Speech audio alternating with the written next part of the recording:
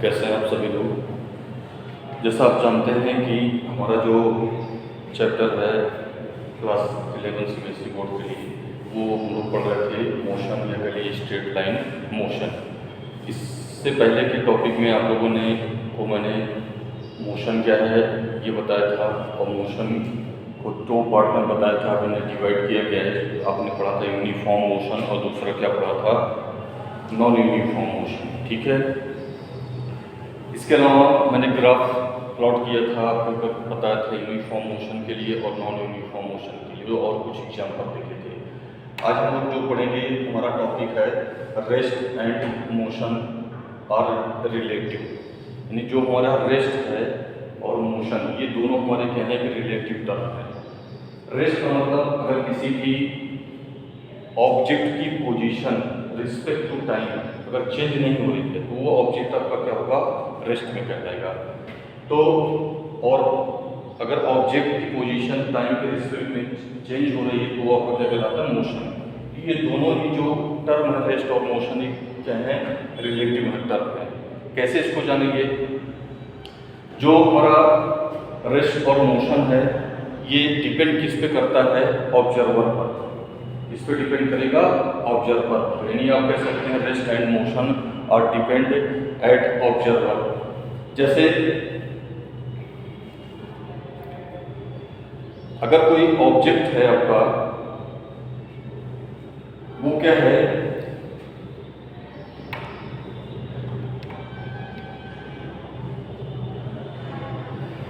एक अगर कोई ऑब्जेक्ट है वो आपका किसी सिचुएशन में रेस्ट में भी हो सकता है और किसी सिचुएशन में क्या होता है आपका मोशन भी हो सकता है। और ये दोनों चीज़ें किस पे डिपेंड करेगी, आपकी ऑब्जर्वर पर। ठीक है, मैंने क्या बताया, बात को ध्यान दीजिएगा।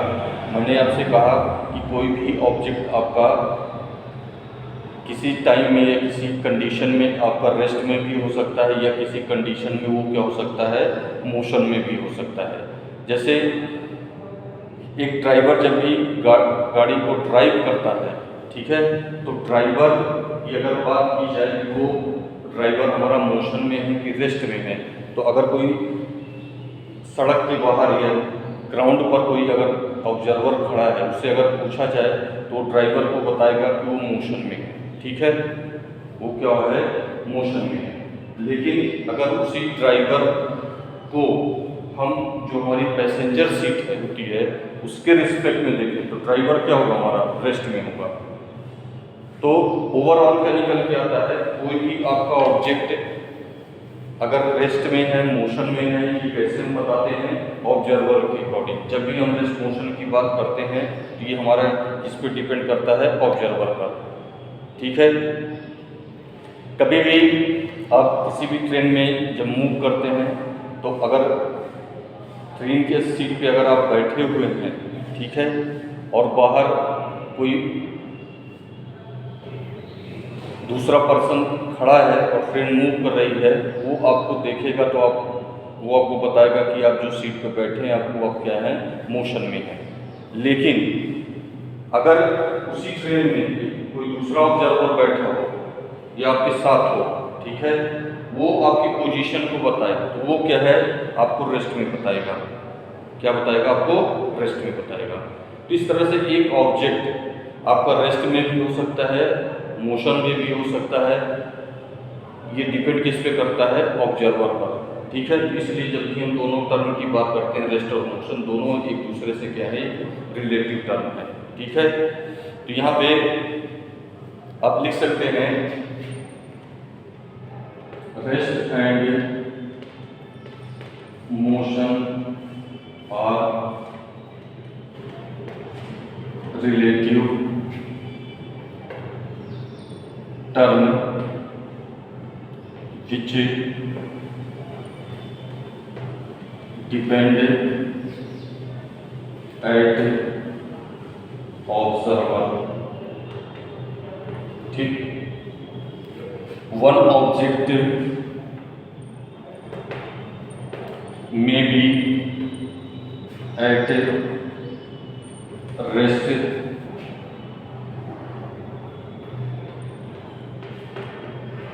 respect to observer and same one object may be at rest in one situation,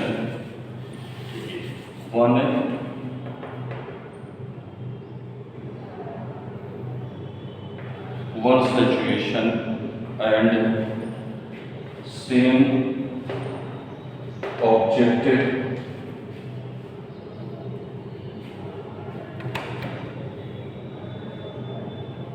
same object may be motion in another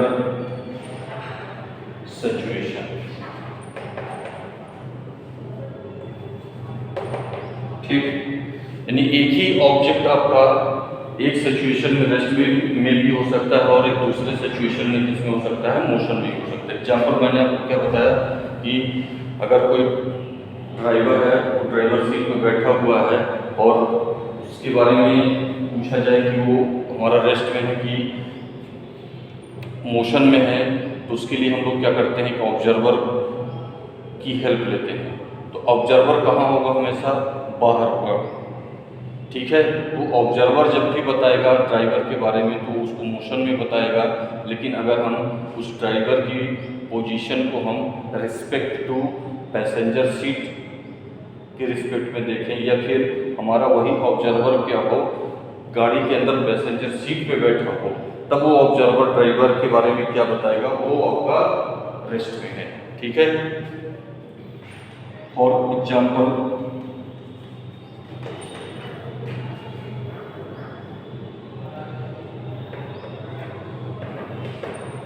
driver at seat in motion respect to ground observer, whereas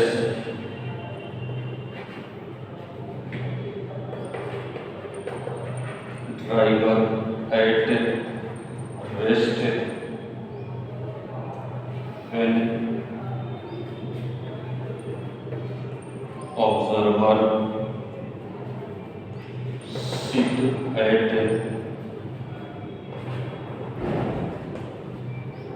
passenger seat.